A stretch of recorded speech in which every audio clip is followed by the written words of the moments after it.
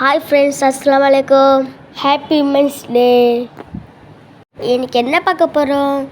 சுவையான ருசியான தோசை தாங்க பார்க்க போகிறோம். என்ன தோசைன்னு கேட்குறீங்களா? தக்காளி தோசை.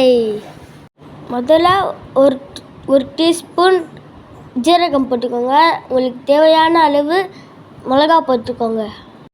கடலப்பருப்பு 4, மிளகு 4, 5 பல் பூண்டு, 2 சின்ன வெங்காயம், 2 பெரிய தக்காளி கட் பண்ணி சேர்த்துக்கோங்க. எல்லாமே சேர்த்து அரைச்சிக்கங்க.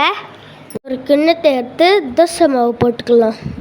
அரைச்சி வச்ச வெங்காயம் தக்காளி மாவில் மிக்ஸ் பண்ணிக்கலாம்.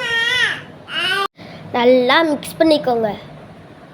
தேவையான அளவு சால்ட்டு சேர்த்துக்கோங்க. நீங்களும் வீட்டில் ட்ரை பண்ணி பாருங்கள், எல்லாருக்கும் பிடிக்கும்.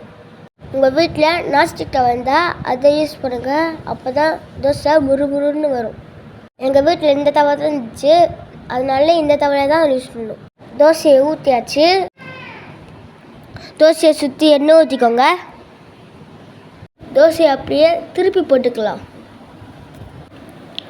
நீங்களும் ஹெல்த்தியாக இருங்க, ஹெல்த்தியாக சாப்பிடுங்க. All family healthy family. அப்படியே எனக்கு ஒரு லைக் போட்டுருங்க. சுவையான ருசியான முறுமுறு தோசை ரெடி. வாங்க எப்படி இருக்குன்னு பார்க்கலாம். பார்த்தீங்களா, கலர்ஃபுல்லாக இருக்குது பார்த்தீங்களா? அப்படியே நீங்களும் டேஸ்ட் பண்ணி பாருங்கள் எப்படி இருக்குன்ட்டு. என் தங்கச்சிக்கு இந்த தோசை ரொம்ப பிடிக்கும். தங்கச்சி தங்கச்சி தங்கமான தங்கச்சி. ஓகே, see you, டாட்டா, பாய் பாய். நாளைக்கு பார்க்கலாம்.